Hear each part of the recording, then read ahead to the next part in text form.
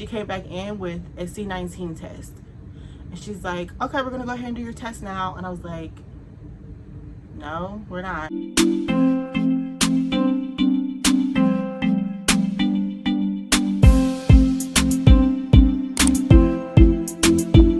Hey guys, welcome back to my channel. So I know that I said I was gonna post a video last week about I was supposed to post a video last week about my daughter's like hair care routine and like what products, my top 3 products and all that. But there's a change of plans because I had a baby. So he's a week and 3 days old now. And pretty much I just decided I'm gonna go ahead and tell you guys my labor and delivery story instead, and then I will post that video next week because I'll wash day's coming up, so I'll just go ahead and do her video next week. And if you're not following me on social media, you didn't know I had a baby, but you should be following me on social media, so go ahead and do that. But I'm gonna get right into it because this was like crazy. My due date wasn't until December 16th, so he came 4 weeks early. I went in for a regular doctor's appointment on a Thursday, Wednesday or Thursday, I can't remember the day. Whatever the 18th was, I went in for a regular doctor's appointment. You know, they just check your blood pressure, they check your, well, I was actually going to be getting checked, my cervix was supposed to be getting checked that appointment. They checked it. You know, just like the regular routine stuff, baby's heart rate and stuff like that. So when I checked my blood pressure was like really high. And I woke up that morning, my appointment was at 8:15 in the morning. So woke up that morning and I had a really bad headache that morning. Like it was like almost migraine. But I figured it was because I didn't eat before my appointment. Like I literally I'm not a morning person, but I always schedule my doctor's appointments in the morning just because whenever I schedule them in the afternoon, it's more convenient for me. However, they're slow. Like you'll be sitting there for like an hour, hour and a half waiting to be called back. And I just don't have that kind of time. Like I just don't. Scheduled it in the morning. So 8:15 came.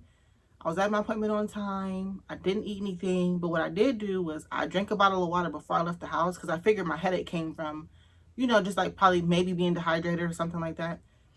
So I drank my bottle of water. I took 2 extra ones with me just to like drink while I was there. And by the time I went back, got called back, I had already finished all my bottles of water. So my headache was like going away. Like it wasn't as bad as it was when I first woke up.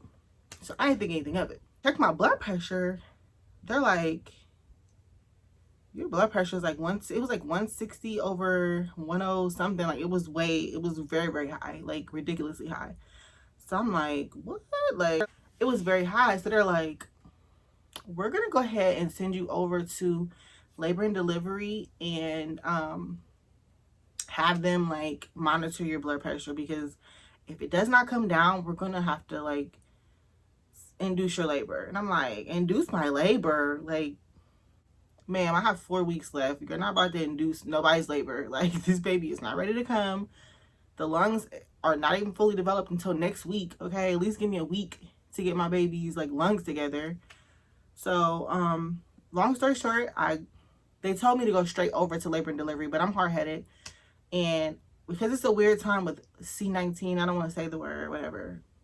Since it's such a weird time with all this, I knew that they told me like once you get checked in, like you can't leave. Like, and they were like, if your husband's gonna come, that's no problem, but like once he comes, he can't leave. So I'm like, I don't want to leave the burden of him because he's home with the kids at this time. We have 2 other kids, 2 small kids. So I'm like, I don't want to leave the burden of like him having to get the kids ready, drop them off to where they're going, make sure he remembers to pack everything. We didn't even have a hospital bag packed for the baby yet, or for ourselves, because we had a whole month left. We're not thinking the baby's coming. Like I'm not having, well, I thought I was having contractions, but when they checked my cervix, they were Braxton Hicks. They weren't even real. So it was like false contractions. So I'm like, we weren't prepared for him to come at all. Like we had everything we needed for him, but the bag was not packed. We weren't hospital ready. So I'm like, I don't want to leave that burden on him to get the kids ready, do all that stuff, make sure he doesn't forget a thing, because once he comes in, they're not going to let him leave. Or if he does leave, he can't come back. They won't let him come back the rest of the time. And I bet I don't go through delivery alone. Like, I'm just not.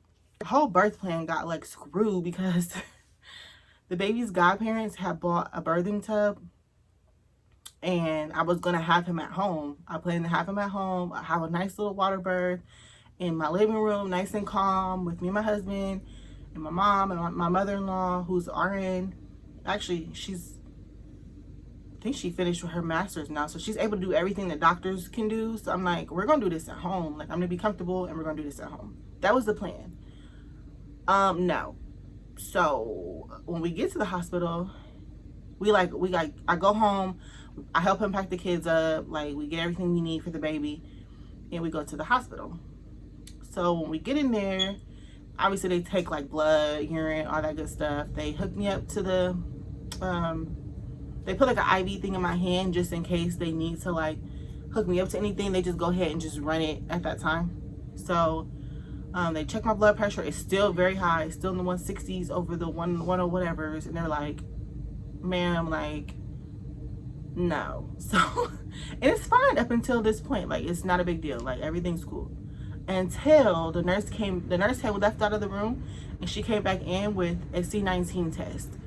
And she's like, okay, we're gonna go ahead and do your test now. And I was like, no, we're not. Like, I'm not comfortable doing that. Like, I have no symptoms. I didn't come in here with any symptoms of it. There's no reason to do that. Like, I'm just not gonna do it. I'm wearing a mask, you're wearing a mask, everyone in this place is wearing a mask, my husband's wearing a mask. There's no reason. That's my logic. Logically, I'm like, there's no reason to do it. I never told you that I had any symptoms, so why am I gonna do it? Everybody in their right mind knows that hospitals get money for like administering like flu tests, flu vaccines, C19 stuff now. Like, they get money for that. So I feel like it's more of like a push, like, no, you may not feel like you want it or you need it, but we're gonna make you get it because we get the money for it. And I'm just not going. Like, no. Especially because I don't trust the test. And the reason why I don't trust the test is because I personally know people who have had false positives and false negatives. And I'm just like, y'all don't even know what's going on with these tests yet. Like, I'm not about to stick nothing up my dang on nose and put me in some database and y'all don't even know if it's legit. Like, I'm not having no symptoms, so no. So that nurse did not like that. When I tell you, her whole attitude changed with me. I mean, she was nasty with me. Like, she's like, what? Well, you can't, we're gonna go ahead and admit you now at this point, so you have to have one, so that way we know how to treat you when we come into your room. And I was like, ma'am, with all due respect, you've been coming in and out of my room without any extra garb on at this point. So, like, logically, a person would think if I had it and these masks don't work, you would already have it, right? Okay. So for her, that just wasn't clicking. And I was not rude at all, because my mom just always taught me, like, there's no reason to be rude. Like, she just clearly doesn't understand where you're coming from, and you don't understand where she's coming from. So I'm trying to, like, get her to understand, like, why I don't want to do it. I'm not just being difficult. I just don't feel like it's necessary. And I understand you guys have to, like, I guess if you test positive or if you, like, refuse to test, they have to treat you like you're positive. So what they have to do is they have to wear extra, like, this, like, plastic looking thing over their outfit,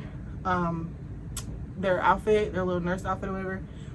And they have to wear a different type of mask and gloves, which I feel like you should be wearing gloves anyway, but whatever. So, like, they're like, oh, we're already, like, short on, like, supplies and stuff like that, and you're making it difficult. And I'm like, I'm sorry, but, like, I have insurance. Like, you're not about to treat me like I'm, like, and this is no disrespect to anybody that has, like, Medicaid or, like, public assistance insurance, but what y'all not about to do is treat me like I'm some, like, public assistance insurance. Like, my insurance is not paying good money for me to be here. That's what y'all not about to do. Like, okay, if you got to wear the extra stuff, you're going to put on the extra stuff. Like, I'm paying to be here. This is a service. At the end of the day, y'all gonna bill me, right? Oh, okay. So this lady was acting like it was coming out of her check that she had to put on extra stuff. So she leaves out. Me and my husband are, like, looking at each other like, what was that about? Like, why was she so, like, took it so personally? And mind you, it didn't make any sense too, because my husband, they didn't make him wear, they didn't offer for him to take a test. So it's like, we sleep in the same bed, we live in the same house. if I gotta take one, wouldn't it make sense that y'all make him take one too? But y'all didn't offer, y'all just trying to force it on me because I'm the patient and I'm just not going. It just doesn't make sense.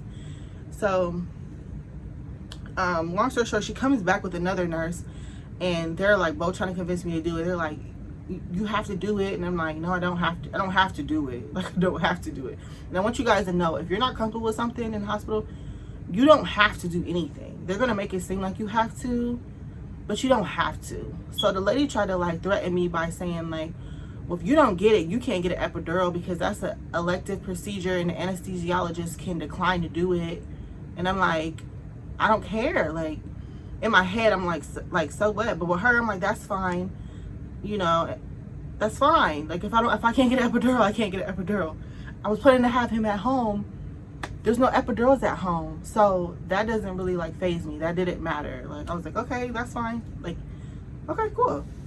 And she's like, walked out. So the doctor comes back, and when she leaves out, I'm talking to my husband. I'm like, at this point, I'm uncomfortable. I don't even want like the service from them because I don't trust them. Like, I don't trust y'all to like give me good care, give me good, like, I just don't trust it. So I'm like, I'm ready to go. Like, they can come take this thing out my hand and we can leave.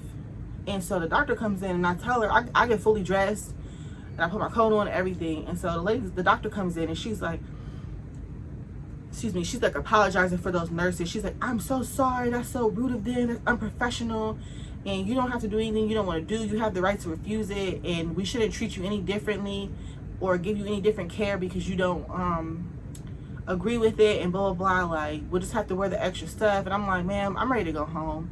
I was like, I'm uncomfortable now. Like, I don't even want to, like, I'm just not feeling it no more. So the lady's like, no, please don't go home. Like, your blood pressure's so high. We don't want you to go home. Something can happen.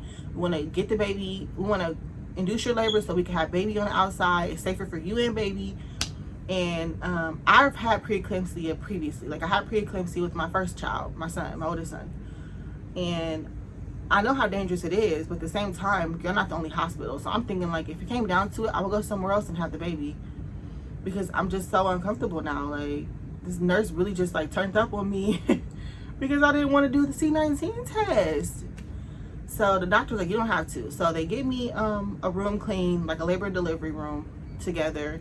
So they bring me over there, and I feel like they just, obviously they put in my chart that I refused it. So the next nurse that I had, she was nasty. Like, I told the doctor, like, I want a different nurse. Like, I don't want her helping me anymore because she was so nasty. I don't trust her. And so she's like, that's fine. So she got me a new nurse when they moved me over to labor and delivery. So that nurse, the doctor told us, like, oh, if you want to order food from the cafeteria, well, not me. I wasn't able to eat anymore at that point. But my husband, they're like, you're more than welcome to get food from the cafeteria and room service will bring it up.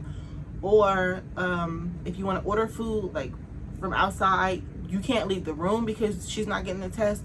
So what we'll do is we'll have one of the nurses go down and get it from security and bring your food up. So my cousin said that she would come, like, Dante ordered the food and then she went and picked it up so he didn't have to pay like the Grubhub, like, extra fees and all that stuff. So she brought the food, and next thing I know, like, my cousin's calling me before the nurse doesn't come up yet. My cousin's calling me. She's like, I answer the phone, I'm like, hello. She's like, whatever that nurse was that came and got the food, she was rude. She looked like A, B, and C. Let me tell you what she told me. So the nurse gonna tell my cousin, you should convince your cousin to get the C19 test because maybe then her husband can come get his food for himself. Like, I'm sorry, that's not very appropriate for you to say. You should mind your business and go get the food. Or if you didn't want to go get it, you could have somebody else go get it. But to, like, do that was unprofessional and rude as hell. It was rude as hell. Nobody asked you. She don't even know you from a can of paint, so mind your business. So I'm like, okay, cool. So clearly I'm gonna be treated like shit everywhere I go. Like, every nurse that comes in here is gonna treat me like shit because they have it in my chart that I don't want to do it, and they're mad because they have to wear extra stuff. And I'm even trying to, like, be, like, super compliant. I'm like, if it's something as simple as, like, oh, can you bring me some ice water? You guys don't have to put all that stuff on.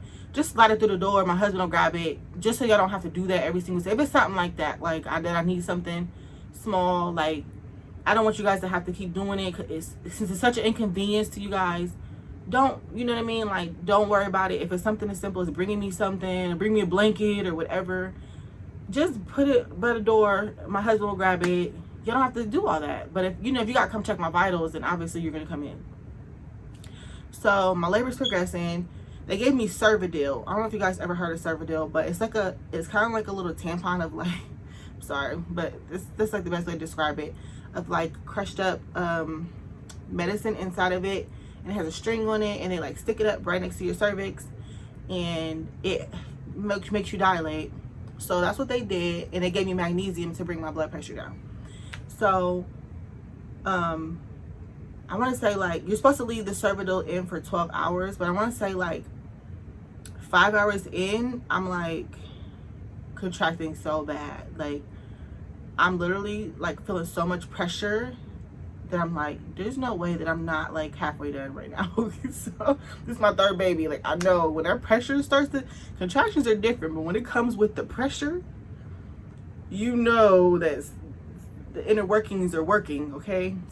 So I told the nurse came in, she's like, how are you feeling? Oh, and by the way, that nurse that was like rude and like did all that stuff, when she came in to bring my food or bring my husband's food, I forgot to tell you guys, she's like, so why don't you want to get the test?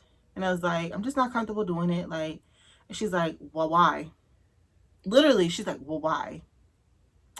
And at that point, I just turned my TV up, put my bed, I just ignored her. I'm not about to entertain it because you're trying to be combative with me for what? Like, I said I don't want it, and that's what it is. And I said what I said. Like, turn my little thing up on my TV because I'm done with the conversation. If she said one more thing to me, I was gonna request a different nurse because now you're doing too much. So she came back probably like 5 minutes later and actually apologized. She's like, I'm sorry, like I shouldn't have like pressed you about it. That's your right, and I apologize. And I'm like, thank you. Like I really appreciate that. I'm not trying to be difficult. I told her, like, I'm not trying to be difficult. It's just a personal choice. Like, it's a personal choice. I don't feel like it's necessary, and I don't want to. So, obviously I didn't get the epidural. It wasn't in my birth plan to begin with, so I didn't care. I didn't even request one. So what they did was, though, when I was like, when the contractions were getting a little crazy, they tried to come back, sneak back in, like, you sure you don't want it? You don't want the epidural? Like, no, I don't want it because you're not about to try to swap my brain while I'm in my like weakest moment. No, I don't want it. I said no. I said no from the beginning. I'm saying no again. Don't ask me again. No, thank you. So they like 5 hours in, let me get back to 5 hours in, I'm like, I feel the pressure. The contractions are getting on the monitor. They're like going like all the way up to the top, and I'm like, oh my God, there's no way I'm not like this thing is working. So the nurse comes in, check my stuff, check my like vitals and stuff, change whatever she's doing, my IV, put more magnesium, hanging more bags, whatever she's doing. And I was like, she's like, how are you feeling? And I'm like, I'm feeling pressure. I was like, not to the point where I feel like I need to have a bowel movement, because that's when you really know it's time to push, like you're there. But I was like, but I definitely feel like I'm gonna pee on myself every time I have a contraction. And she's like, well, you've only had it in for 5 hours. Like, I don't think you're like I don't think you're like that far dilated. And I'm like, can you just please check? Please just check. So she checked and she's like, oh my God, you're at 5 centimeters. And I'm like, I know. Like, girl, no, I know. So she called the doctor and was like, the doctor that was on staff at the time, because this was at night. This is like maybe around midnight at this point. And she's like, I know we're supposed to leave this in for 12 hours, but she's already 5 centimeters dilated. So can we just like take it out, or should we still leave it in? And the doctor's like, well, if she's dilating, or like if it's going, you can just go ahead and take it out. And so they take it out, and I want to say like 4 hours later, my labor was like 9 hours total. Like start to finish, from when they actually started the Cervido, started my magnesium. It was like 9 hours. So they came back in to check me. No, I think I called. I can't remember how that happened because I was kind of like out of it. But either way, she came in and she checked me like 4 hours later, and she's like, she came in, she's like, has your water broke? And this was a different nurse. And I was like, no, like my water has not broken. Like, I don't feel like it has. Like, my butt's not wet. Like, because I'm in the bed. I can't, when you're on magnesium, they won't let you get out of the bed. So I had a catheter. Like, it was horrible. Like, I hated it. Labor was so uncomfortable for me. I just wanted to get out of my bed and just like bounce on a ball or walk around or something. But instead, I'm confined to a bed with these freaking contractions, and they just won't let you do anything but lay there and feel the contractions. So she's like, well, I'm going to check you again because your water hasn't broke. So I'm just going to see like how far you progressed. So she checks me, and y'all, I'm at 9 centimeters. Like, my water still hadn't broken. I don't even know like why my water didn't break, but he was like right there. She's like, your bag is bulging and I'm not sure why your water hasn't broke, but we're going to break it for you.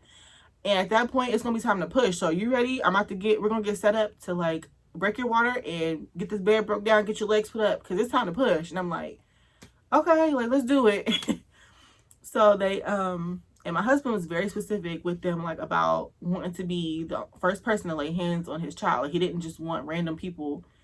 You know, that's like a delicate time. Like, your baby's entering the world. Like, he did the same thing with our daughter. He just didn't want, like, random people, like, just delivering our child into the real world. Like, no.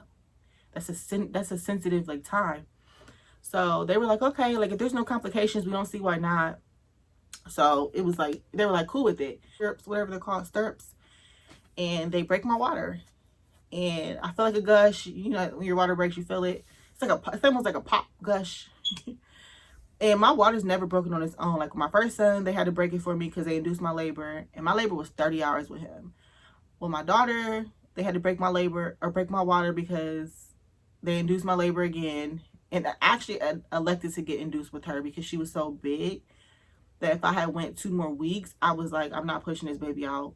Like, I'm just not pushing out no 10-pound baby. So they, like, I elected to get induced. So they broke my water with her too. So I don't know if it's because my body's just not like, it don't know what to do at that stage or something. It's just my water didn't break on its own. But once they broke my water, baby, it's like he went right there, ready to go. So I start crowning, and this is my first time. Well, my daughter, I didn't get the epidural until 9 centimeters. Like, I waited until, I actually didn't want an epidural. Like, I was trying to do it without one, but the pain was just so much that by the time 9 centimeters came and I knew she was going to be big, I was scared to feel her come out. Like, if that makes sense. Like, I was scared to feel the, the pushing part. So I got at the very last minute. They're like, if you don't get it now, you're not going to be able to get it. So I was like, I'm doing it. Let's do it. This pain, I'm over it. I'm irritated. This pain is killing me. Let's just do it. So I got the epidural with her at 9 centimeters, so I didn't feel the pushing part. With this baby, once I started crowning, I just was like, it's like a different feeling. It's like my contractions are back to back at this point. There's no break in between them. So I'm having contractions. I'm feeling the pressure, and I'm feeling my open. Okay, it's like cranking open. It's just, it's open. And so it starts to burn. It's burning because it hurts. It's like literally like stretching. So I'm like, I'm literally like, this is like the worst pain of my life. Never felt anything like this. I can't even describe it. Like, and so when he's coming out, I just was like, yo, I just let out like a, as I'm like bearing down. I'm just like, this is different. So my husband's like rubbing my shoulder.